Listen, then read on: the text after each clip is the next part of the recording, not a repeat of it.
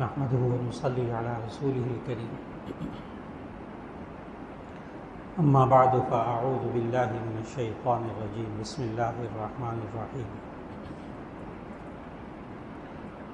ومن آياته أن خلق لكم من أنفسكم أزواجا لتسكنوا إليها وجعل بينكم مودة ورحمة إن في ذلك لآيات لقوم يتفكرون صدق الله العظيم۔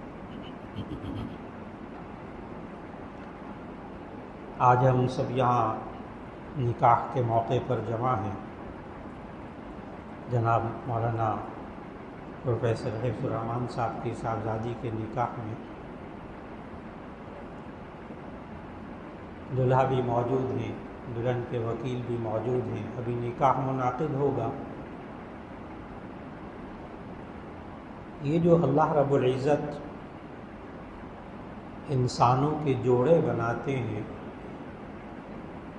اس کو اللہ رب العزت نے قرآن مجید میں اپنی نشانیوں میں سے ایک نشانی قرار دیا ہے، اور ان جوڑے بنانے کا مقصد بھی اللہ نے اسی آیت میں ارشاد فرمایا۔ اللہ تعالیٰ نے فرمایا وَمِنْ آيَاتِهِ أَنْ خَلَقَ لَكُم مِّنْ أَنفُسِكُمْ أَزْوَاجًا۔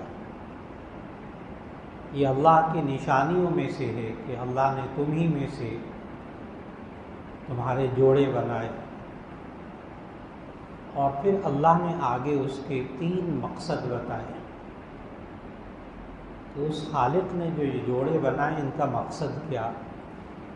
نمبر 1 لِتَسْكُنُوا إِلَيْهَا، تاکہ تم اس جوڑے سے سکون حاصل کرو۔ دوسرا فرمایا وَجَعَلَ بَيْنَكُمْ مَوَدَّةً، اللہ نے تمہارے درمیان محبت کو پیدا کیا۔ یہ جوڑے اللہ نے اس لیے بنائے تاکہ اللہ ان میں محبت پیدا فرما دے۔ اور تیسری چیز وَرَحْمَةً، اللہ تعالیٰ ان کو آپس میں ایک دوسرے کے اوپر رحمت کرنے اور ایک دوسرے کے لیے رحمت بننے کی اللہ توفیق عطا فرما دے۔ یقین جانیں کہ اگر جوڑے نکاح کے بعد ان 3 مقاصد کو تلاش کرنے میں لگ جائیں تو یہ زندگی بڑی پرسکون ہے۔ بڑا برکت والا جوڑا ہے یہ کہ جہاں سکون بھی ہو، جہاں محبت بھی ہو، جہاں آپس میں ایک دوسرے کے لیے باعث رحمت ہو۔ اور اس کے لیے نبی کریم صلی اللہ علیہ وسلم جب نکاح کے موقع پر قرآن مجید کی کئی ہزار آیتوں میں سے 6000 سے زیادہ آیتوں میں سے 4 آیتیں ابھی انشاءاللہ آپ نکاح کے موقع پر سنیں گے خطبے میں۔ آخر صاحب قرآن خاتم النبیین صلی اللہ علیہ وسلم جو سب سے زیادہ قرآن حکیم کو سمجھنے والے ہیں، ان پر قرآن حکیم نازل ہوا۔ وہ نکاح کے موقع پر 4 آیات منتخب فرماتے ہیں، اور اس میں دلہا والے دلہن کو اور دلہا کو کیا پیغام دے رہے ہیں ان 4 آیات میں۔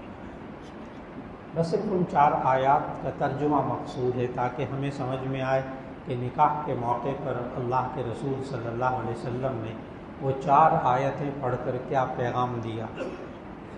پہلی آیت نبی صلی اللہ علیہ وسلم پڑھتے تھے، یہ پورا خطبہ جو بھی آپ نکاح کے موقع پر سنیں گے یہ حدیث کی کتاب جامع ترمذی میں موجود ہے کہ نبی صلی اللہ علیہ وسلم اس طرح خطبہ دیتے تھے۔ ایک آیت پڑھتے تھے نبی صلی اللہ علیہ وسلم سورہ نساء کی پہلی آیت، سورہ نساء۔ نساء کا معنی عورتیں،